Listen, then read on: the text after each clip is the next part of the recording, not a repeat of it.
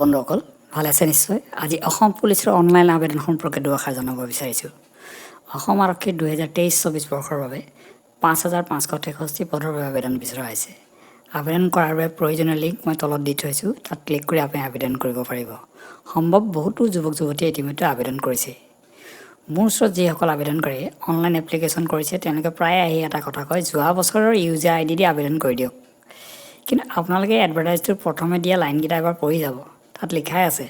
2023-24 বৰ্ষৰ বাবে অসম আৰক্ষীৰ বিভিন্ন পদৰ বাবে আবেদন বিচৰা সকলো প্ৰাৰ্থীয়ে প্ৰথমে তলত দিয়া পঞ্জীয়ন বিকল্প ব্যৱহাৰ কৰি পঞ্জীয়ন কৰিব লাগিব পূৰ্বৰ পঞ্জীয়ন আইডি 2023-2024 বৰ্ষৰ বাবে বৈধ নহয়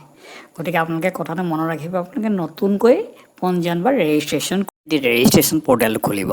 প্ৰথমে আপুনি আপোনাৰ নাম এণ্ট্ৰি কৰক first name middle name last name যদি মিডল নেম নাথাকে মিডল নেম নিদিলে হ'ব ফাৰ্ষ্ট নেম আৰু লাষ্ট নেম দিব তাৰপিছত আপোনাৰ দেউতাৰ নাম ফাদাৰ্ছ নেম আপুনি এণ্ট্ৰি কৰক শুদ্ধভাৱে কৰিব মাজতে স্পেচ দিব তাৰপিছত মাদাৰ্ছ নেম আহিব পৰাপক্ষত এইবোৰ কেপিটেল দিব ইয়াৰ পিছত আহি গ'ল আপোনাৰ ফোন নম্বৰ মনত ৰাখিব আপুনি এটা ফোন নম্বৰত এবাৰহে ৰেজিষ্ট্ৰেশ্যন কৰিব 2-3বাৰ ৰেজিষ্ট্ৰেশ্যন কৰিব নোৱাৰে একেটা মোবাইল নম্বৰত তাৰ ওপৰত আপুনি এমপ্লয়মেণ্ট এক্সচেঞ্জ নম্বৰ দিব লাগিব এমপ্লয়মেণ্ট এক্সচেঞ্জ অবিহনে আপুনি ৰেজিষ্ট্ৰেশ্যন কৰিব নোৱাৰিব ইয়াৰ পিছত আহি গ'ল আপোনাৰ হাইয়েষ্ট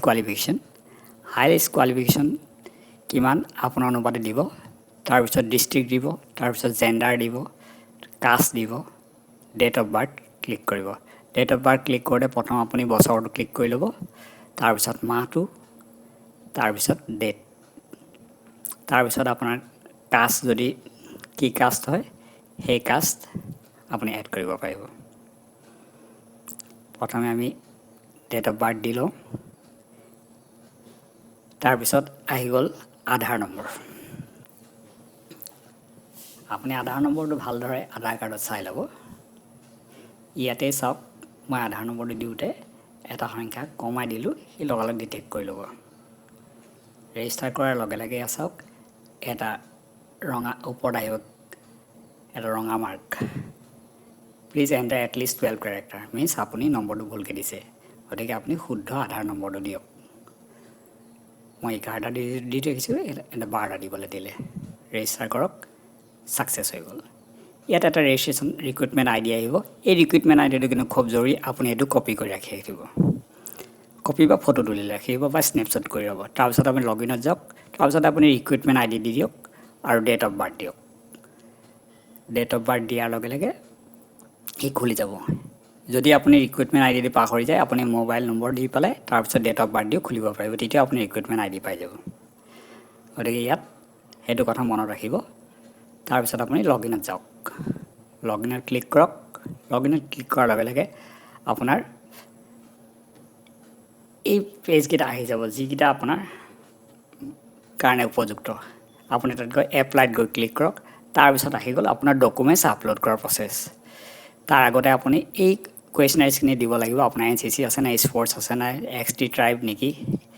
বা হোমগাৰ্ড চাৰ্টিফিকেট আছে নে VDP আছে নি এইখিনি দিব লাগিব ইয়াৰ পিছত আহি যাব আপোনাৰ এলিজিবল ফলোয়িং পোষ্ট ইয়াত আপুনি প্ৰিফাৰেঞ্চ দিব পাৰিব first preference second preference third preference এনেদৰে দি যাব পাৰিব আপুনি যিটোৰ কাৰণে প্ৰথম প্ৰিফাৰেঞ্চ দিব বিচাৰিছে সেইটো প্ৰথমে দিব তাৰপিছত আহি যাব কমপ্লিট কৰাৰ পিছত আপুনি ছেভ এণ্ড প্ৰচেছত গৈ ক্লিক কৰিব লাগিব ইয়াৰ পিছত আহি গ'ল আপোনাৰ ডকুমেণ্ট আপলোডৰ প্ৰচেছ অনুগ্ৰহ কৰি আপুনি ডকুমেণ্টছবোৰ আপলোড কৰাৰ আগতে আপোনাৰ এডভাৰটাইজমেণ্টত থকা নিয়মাৱলী আপুনি পঢ়ি ল'ব কিয়নো নিয়মাৱলী আপোনাৰ প্ৰতিটো ডকুমেণ্টছৰ চাইজ আপলোড কৰাৰ নিয়ম ধুনীয়াকৈ লিখা আছে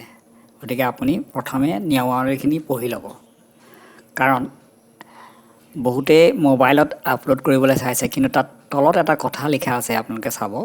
ইয়াত পাছপোৰ্ট চাইজৰ ফটোছত এইখিনিতো আপুনি গোটেইখিনি চাইছে চাগে এই ছিগনেচাৰৰ তলত লিখা আছে mobile phone photograph of signature is not acceptable